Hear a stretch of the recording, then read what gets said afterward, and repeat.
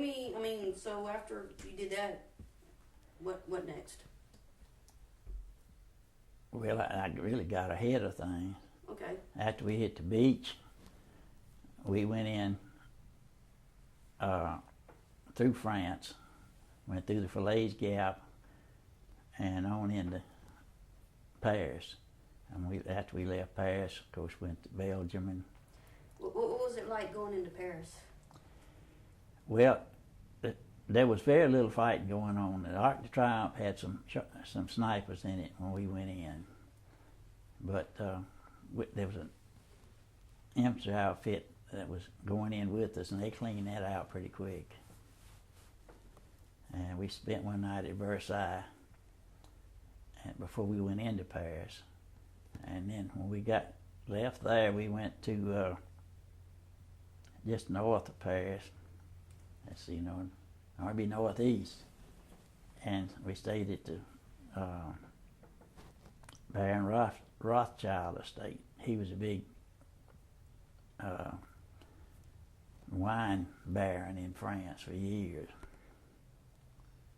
And it was something to see what he had out there, and the way they lived compared to the other people in France. Well, so what was it like? What was Paris like at that time? Paris was great to us.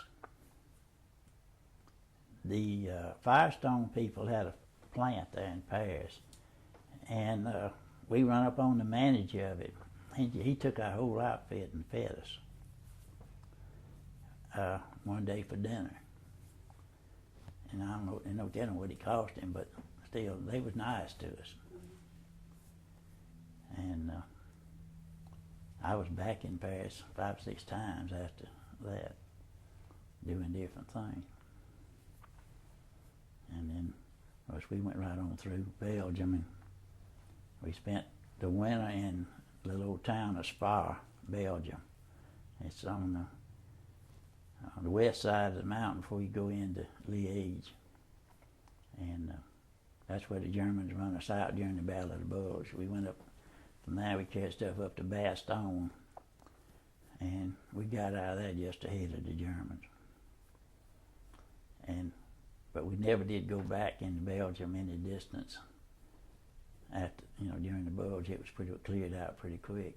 Were you actually involved in the Battle of the Bulge, or you were ahead of all that, or what? No, we was in it. You were in it. I got injured in the Battle of the Bulge. Nothing but bad. Just got some shrapnel wounds.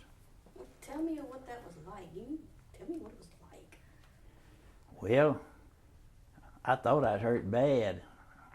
There was 2 of us that was working on some vehicles. When the Germans got so close they had to leave, they left us there. And the American planes come in and bombed us. They thought the Germans was trying to take that equipment. And after it's over, he could walk and I couldn't. I made him leave. And 2 or 3 hours after he left, I began to feel my legs were warm, what have you, and a big chunk of dirt had hit me in the back. And somewhat reason is it partially paralyzed my legs. And when dark come, the Germans were walking the road, and I got in a ditch, and they'd pass, and I'd crawl down that ditch. And the next morning, I was back with my outfit. I walked 12 miles that night, and I got away from there. I didn't want to eat supper with them Krauts. Were you terrified, or were you just trying to survive? No, or? That shrapnel doesn't hurt. It's traveling so fast, and it's so hot. There's a piece hit there. There's a horseshoe up there, and I didn't know it till the next day. I didn't know no mirror or nothing. And there's a piece now sticking through my jawbone this way, still in my mouth. And I had a piece in my back. When I had back surgery 6, 7 years ago, Dr. Barrett took it out. But it doesn't bother you. It never didn't bother me in any way. When you were hiding from the Germans, what was that like?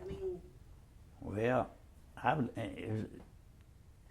There was snow like that, but the ditches didn't have snow in them. They were thawed out, and I don't know why but the mountains there, the soil was warm enough or something. Those ditches didn't freeze over bad, and I'd lay in that ditch, and it took a time when the guards would pass, and as soon as I found out how long you'd be gone, I'd take off crawling, and then I'd stop.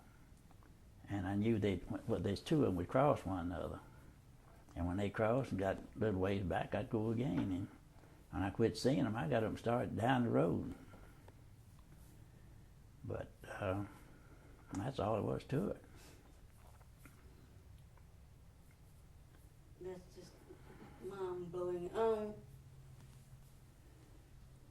tell me about some of your other combat experiences.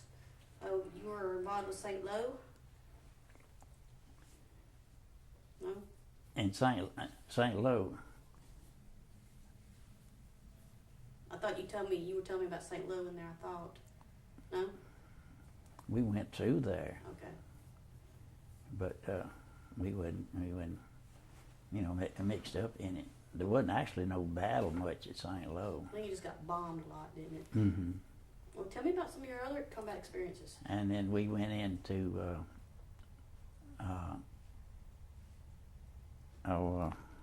where's that big cathedral in Germany? The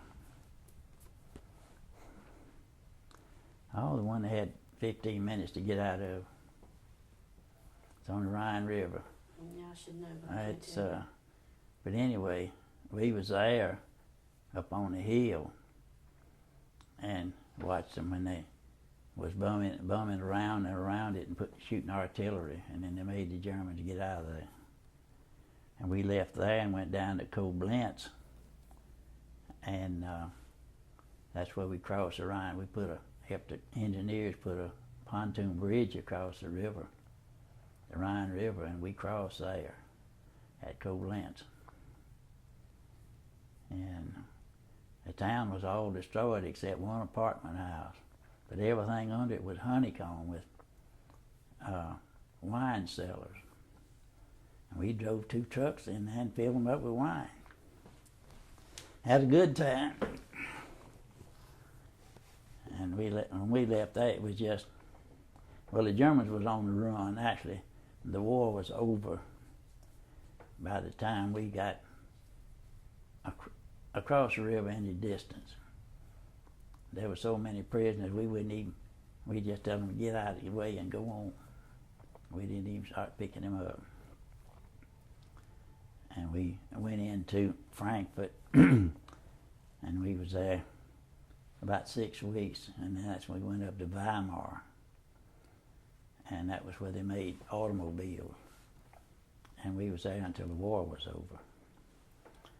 And things got so quiet, we got loose one evening, some Corps of Engineers people, we went up to the Elbe River and put some Bailey Bridge on one end of it, and we went into Berlin, waiting for the Russians to get there. They wouldn't let us stay in there. And we went in and out of Berlin for 2 weeks before the Russians ever got there. They wanted them to have and be the big shots that captured Berlin. What was Berlin like during that time while y'all waiting for the Russians to get there? I mean, it was in bad shape, wasn't it? It was, you couldn't recognize it hardly. There was so much stuff torn up in it. It was bombed from one end to the other. The people was hungry. They didn't have enough to eat. And it was an horrible state when we went into Berlin.